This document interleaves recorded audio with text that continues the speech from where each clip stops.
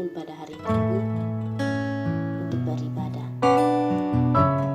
Dari kata Domingo artinya Tuhan dan bahasa Portugis.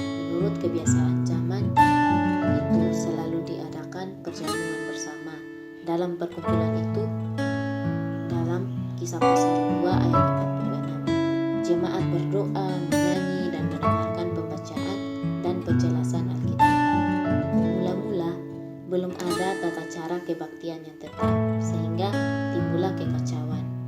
Itu terdapat dalam 1 Korintus pasal 14. Lambat laun kebangkitan dilangsungkan dengan memakai tata cara atau liturgia yang lengkap.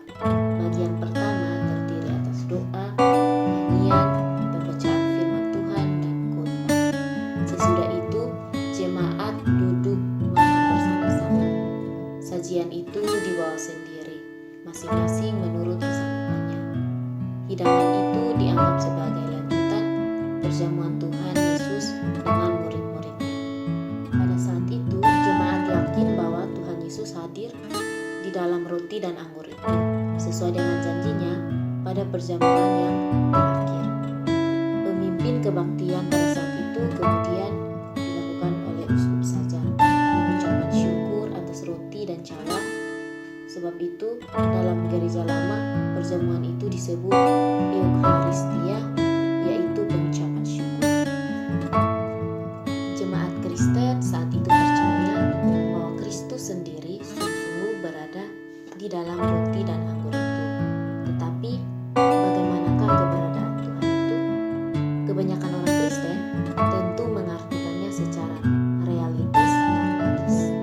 Secara realitis, itu berarti bahwa roti dan anggur bukanlah mengesahkan atau melambangkan tubuh dan darah Kristus, melainkan ia benar-benar dan sungguh-sungguh berada di dalamnya. Anggapan secara magis ialah pandangan orang kafir pada saat itu, yakni bahwa benda-benda suci seperti itu mengandung suatu khasiat alam atas atau zat ilahi yang mengatasi alam dunia ini, yang dengan sendirinya memberi berkat rohani dan jasmani kepada seseorang yang menerimanya. Dengan itu, roti dan anggur dianggap membawa berkat dan karunia Allah, bahkan sebagai obat untuk rupa-rupa penyakit, penawar maupun dan jaminan untuk mendapat hidup yang kekal. Kemudian, timbul pula suatu salah paham yang lain tentang perjamuan Eucharistia itu, mulai dipandang sejalan dengan dan selaku lanjutan dari persembahan syukur dalam perjanjian lama.